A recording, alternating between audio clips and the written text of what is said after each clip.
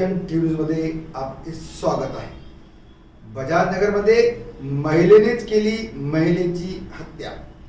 आरोपी शैलास सोनार या महिलेने साधना सोनपेटकर यांच्या घरात घुसून धारदार चाकूने हल्ला करून साधना सोनपेटकर यांची हत्या केली आहे।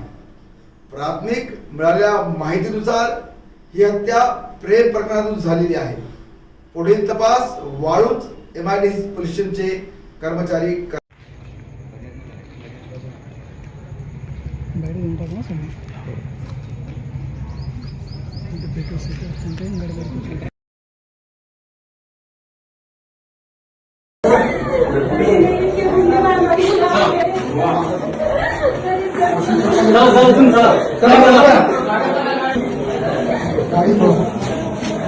गाड़ी आली चल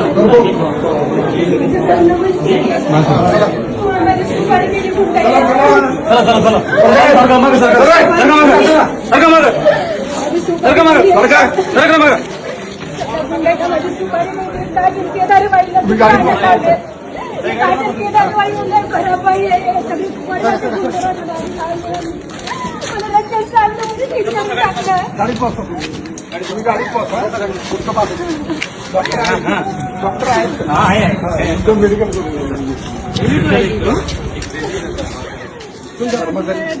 एक जण सोबत एक जण कोणी तर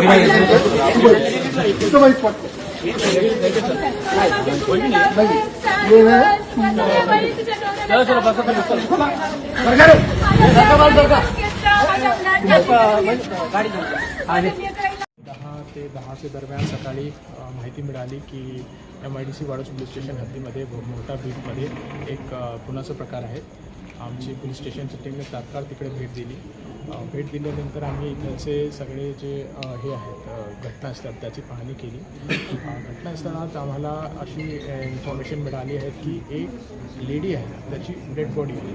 तिकडे जाऊन पाहणी केली, त्या आतमधून बंद होता।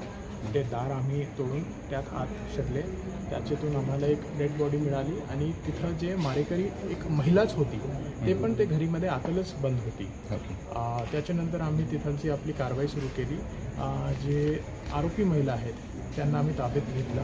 त्यांना पण थोडीफार इंजुरी आहे आणि त्यांना मेडिकलसाठी पाठवलेलं आहे आणि ते आमचे ताब्यामध्ये आहे। पण प्राथमिक कारण काय सर या हत्येचं? सध्या आम्हाला जी बेसिक माहिती मिळाली आहे त्याप्रमाणे जे आरोपी महिला आहेत हे आरोपी महिला आणि जे मयत महिला आहेत, मयत महिलाचे हजबंड यात काहीतरी अफेअरचा एक प्रकार आहे।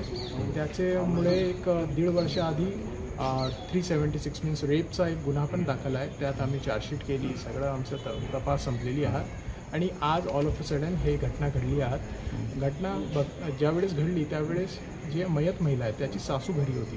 ते सासूला पण आम्ही विचारणा केली। त्यांचं म्हणणं आहे की ऑल ऑफ अ सडन ती लेडी आली आणि त्याच्यानंतर त्यांनी हे प्रकार करून घेतला। सर एक बाहेर एक रिव्हॉल्वर पडलेली आहे, ती खरी आहे का खोटी आहे आणि तिचा याच्याशी काही संबंध आहे का?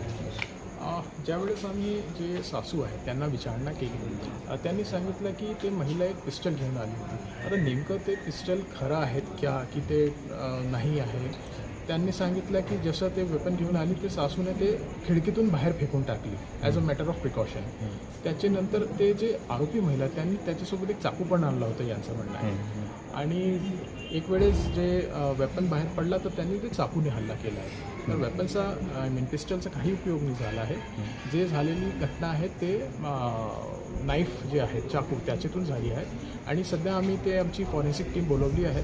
ते जे पिस्टल आम्हाला मिळाली आहे त्याचा आम्ही तपास करतो आहे आणि आम्ही त्याची फॉरवर्ड बॅकवर्ड लिंक बघून नेमका ते पहिली खरी आहेत का वेपन आणि ते वेपनचा आम्ही FSL तपास करून ते आरोपीला कुठून आणली ह्याचं पण आम्ही सखोल तपास करणार। घरामध्ये विचारणा केली आहे ते आपले जे साक्षीदार आहेत त्यांना सासूला त्यांचं म्हणणं आहे की ओळख आहेत पहिल्यापासून पण कधी भेट नाही झाली। हे पहिल्यांदाच आलेली आहेत आज घरी आणि ते आल्यानंतर हे प्रकार घडलेला आहे। धन्यवाद।